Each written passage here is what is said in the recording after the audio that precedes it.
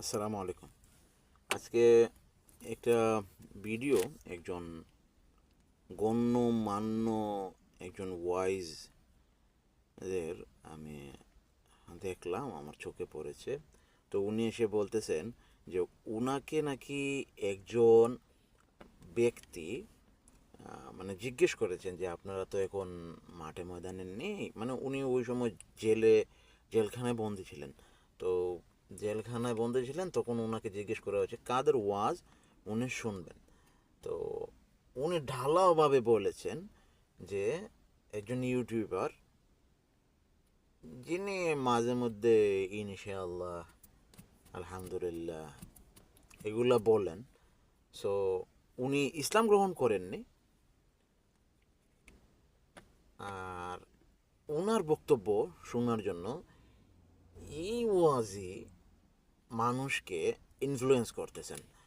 এখন আপনি চিন্তা করতে পারেন না আমাদের মৌলবীদের অবস্থাটা।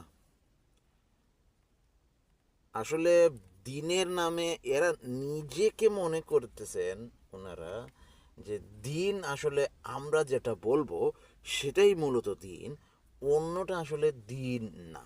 মানে শরীয়ত, রসুল্লাহ সাল্লাহ আলি সাল্লামের আনা এই শরীয়তটাকে ওনারা ওনাদের নিজের বক্তৃতাতে যেরকম ফুটিয়ে তুলবেন সেটাকে আপনাকে শরীয়ত হিসেবে মানতে হবে। সো আল্লাহ সুবহানাহু ওয়া তাআলা আমাদেরকে হেফাজত করুন এই সমস্ত ফিতনা থেকে। দিন আপনারা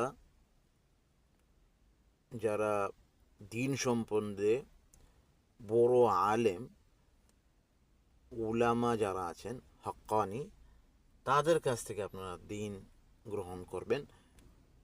ইউটিউব থেকে আপনি নলেজ গেইন করতে পারেন। আমার একটা কথা হয়তো বা আপনার ভালো লাগতে পারে, সেটাকে আপনি যাচাই বাছাই করে আপনি সেটাকে দেখতে পারেন, এতটুকু হতে পারে। কিন্তু দিন আপনি হক্কানি উলামা একরাম ছাড়া কারো কাছ থেকে নিতে পারেন না।